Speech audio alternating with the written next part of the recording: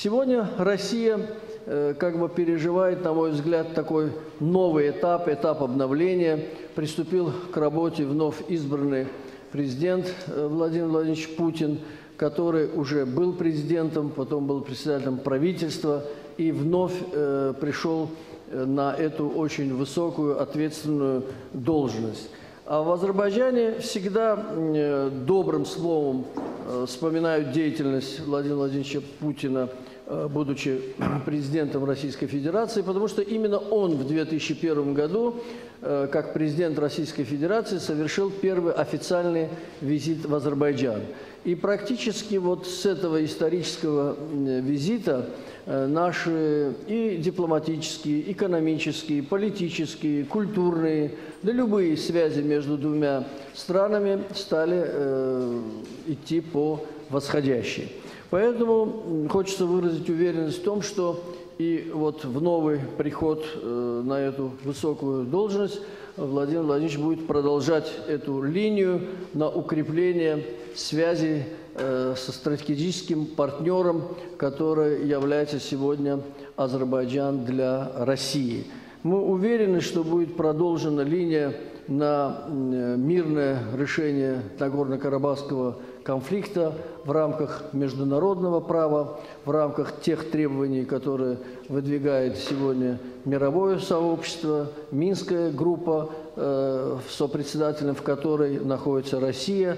И мне кажется, что Россия, как самая близкая страна региона, как самая большая ведущая страна этого региона, должна быть заинтересована в мирном решении этого конфликта. Потому что если конфликт перейдет в горячую фазу, то, как говорят по-русски, мало никому не покажется. Я так думаю.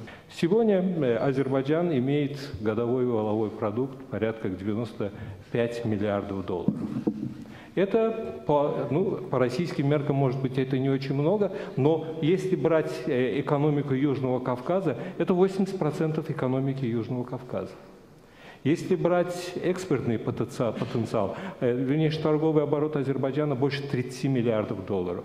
Это 90% всего экспортного потенциала Южного Кавказа. И точно так же финансовые авуары, если взять, 44 миллиарда долларов сегодня это финансовые резервы Азербайджана, и это может быть даже, скажем так, долги и активы Армении и Грузии с минусом. То есть можно в таком случае говорить, что это практически 100% финансовых авуаров всего Южного Кавказа – это Азербайджан.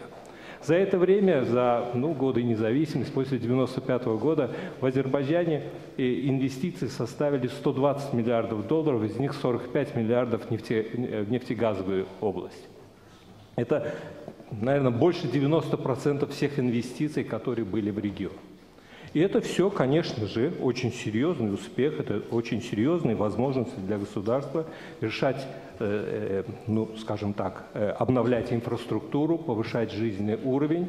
И в этом смысле душевые показатели в Азербайджане – это примерно 10 тысяч долларов на душу населения. Это, в общем, уровень Болгарии сегодняшней, Румынии, которые являются членами Евросоюза. И, в общем, эта динамика повышения продолжается. В принципе, критики всегда могут сказать, что это все нефть. Да, большую часть, скажем, нашей экономики составляет, конечно же, нефтяная отрасль. Но я хочу просто сказать, что это для Нигерии, для Кувейта, для Саудовской Аравии и даже для Ирака была новая отрасль. Даже для Норвегии это новая отрасль, нефть. Как бы случайное богатство. Для Азербайджана нефть, вообще нефтяная область, сфера, это традиционная сфера. У нас 150 лет идет добыча нефти и газа. И как мне говорят геологи, а у нас очень хорошие геологи, во всяком случае на ближайшие 50 лет возможности, которые есть, скажем, уже разведанные месторождения, позволяют обеспечить достаточно высокий уровень и добычи нефти, и газа.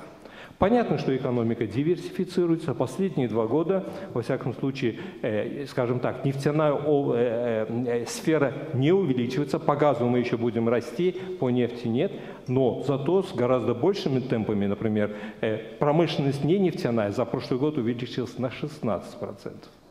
А в целом ненефтяной сектор вырос почти на 10% и полностью скомпенсировал, скажем, падение, которое и наблюдалось в нефтедобыче.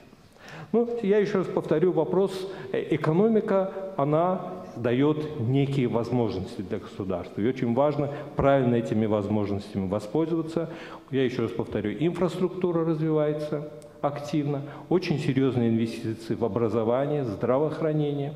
Развиваются совершенно новые отрасли для Азербайджана, ранее не бывшие. Это ИКТ, технопарки. И я думаю, что, в общем, это в некотором смысле за счет доходов от нефти закладывается экономика будущего Азербайджана. Очень серьезно внимание уделяется направлению студентов для получения образования за рубежом. Потому что в конечном итоге страну будут двигать вперед люди. Не дороги – это очень важно, стены, которые новые домов, важно, но еще более важно – молодые, хорошо образованные азербайджанцы. Основа нашего развития лежит в образовании, в получении, так сказать, в хорошем воспитании нашей молодежи.